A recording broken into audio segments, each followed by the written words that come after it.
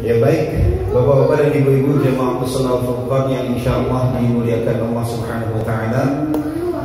Kita menyadari bahwa kita itu jarang sekali melaksanakan sholat malam gitu ya.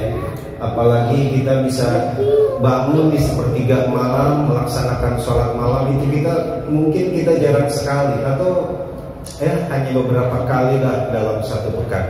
Nah maka oleh karena itu, berhubung kita belum bisa istiqomah untuk melaksanakan bangun sholat pada malam hari, setidaknya kita melaksanakan amalan-amalan yang pahalanya atau ganjarannya seperti kita melaksanakan sholat pada seluruh malam. Di antaranya ada satu hadis, ini hadis sahih, An Utsman bin Affan radhiyallahu anhu, ini dari Sayyidina Utsman bin Affan radhiyallahu anhu, qala, beliau mengatakan, sami'tu Rasulullah sallallahu alaihi wasallam, aku mendengar ucapan Nabi Muhammad sallallahu alaihi wasallam, yaqulu, beliau bersabda, man shallal isya'i fi jama'atin, siapa orang yang melaksanakan salat isya berjamaah, faka'annama qama nisful lail, maka dia seperti melaksanakan salat setengah malam. Jadi kalau seseorang melaksanakan sholat isya berjamaah, itu pahalanya sama dengan dia sholat setengah malam. Berarti sama saja dia sholat dari maghrib sampai jam 12 malam. Waman sholat subhi jamaah, siapa orang yang melaksanakan sholat subuh berjamaah, faka'annama sholal laili kullahu, dia seperti melaksanakan sholat sepanjang malam. Nah jadi berhubung kita belum istiqomah melaksanakan sholat malam, sholat di akhir malam, maka setidaknya usahakan ya bapak-bapak dan juga ibu-ibu tuh kalau mau sholat isyanya harus berjamaah dan juga subuhnya berjamaah. Maka dengan melaksanakan sholat isya dan melaksanakan sholat subuh secara berjamaah di masjid, bukan di rumah, itu pahalanya berarti kita udah melaksanakan sholat sepanjang malam, gitu ya. Maka oleh karena itu usahakanlah bagi kita, terutama kaum laki-laki, bahwa melaksanakan sholat isya berjamaah itu fadilahnya adalah seperti melaksanakan sholat setengah malam. Kalau sholat subuh kita bisa berjamaah di masjid, itu pahalanya seperti kita melaksanakan sholat sepanjang malam. Tetapi kata para ulama, ini dua fadilah ini harus kumpul dua-duanya. Jadi jangan sampai sholat isyanya saja yang berjamaah, sedangkan sholat subuhnya tidak. Atau dibalik, jangan hanya sholat subuhnya yang berjamaah tetapi sholat isyanya tidak. Jadi ini harus kumpul dua-duanya nih. Kalau sholat isyanya berjamaah, kemudian sholat subuhnya berjamaah di masjid, maka dua pahala ini akan terkumpul.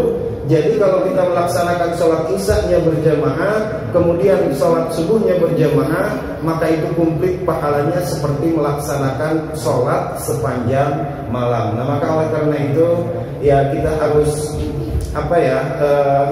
harus merasa excited gitu dengan pahala yang ditawarkan oleh Allah Subhanahu wa taala. Maka oleh karena itu bapak-bapak, usahakanlah yang terbaik adalah sholat isya berjamaah di tempat kita. Kalau memang kita udah sampai dari tempat pekerjaan, walau bagaimanapun keadaan kita, maka usahakan sholat isya itu harus berjamaah. Dan juga sholat subuhnya juga yang terpenting jangan ditinggalkan untuk berjamaah. Nah di dalam hadis yang lain Rasulullah SAW bersabda, laisa sholatul afqala 'alal munafiqin, tiada sholat yang lebih berat untuk dilaksanakan oleh orang-orang munafik min sholatil fajri wal isya. Jadi sholat yang paling berat dilaksanakan oleh orang munafik pada saat itu adalah sholat isya dan juga sholat subuh. Walau ya'lamu ma fihima la'atauhuma walau habwan. Padahal kata Nabi, kalau manusia andai saja tahu tentang pahala yang terdapat, ganjaran yang terdapat pada sholat isya berjamaah dan sholat subuh berjamaah, la'atauhuma walau habwan, mereka akan datang ke masjid walau dalam keadaan merangkak. kalau kita tahu. Ya apa pahalanya ya tadi? Kalau kita isya'nya berjamaah, subuhnya berjamaah, akan Allah berikan pahala seperti sholat sepanjang malam. Nah itu hanya sekedar motivasi untuk bapak-bapak dan juga untuk ibu-ibu ya. Yang terbaik adalah suaminya ke masjid, istrinya pun juga ikut, anak-anak ikut ke masjid, gitu ya, untuk mendapatkan pahala sholat sepanjang malam. Karena kita sadar bahwa kita belum bisa melaksanakan sholat di sepertiga malam. Apalagi kita kan senangnya begadang gitu ya. Jadi kita nggak bisa melaksanakan sholat di sepertiga malam. Nah oleh karena itu sekali lagi mari tetap istiqomah ramaikan musola ini, terutama sholat maghrib, isya dan juga subuh, jangan sampai ketinggalan untuk berjamaah. Baik bapak-bapak dan ibu-ibu jamaah musola Al-Furqan yang insya Allah dimuliakan Allah Subhanahu Wa Taala, mari saja kita mulai zikir dan doa pada kesempatan malam hari ini dengan terlebih dahulu membacakan istighfar 3 kali, syahadat, kemudian juga salawat. Astaghfirullahaladzim, astaghfirullahaladzim, astaghfirullahaladzim.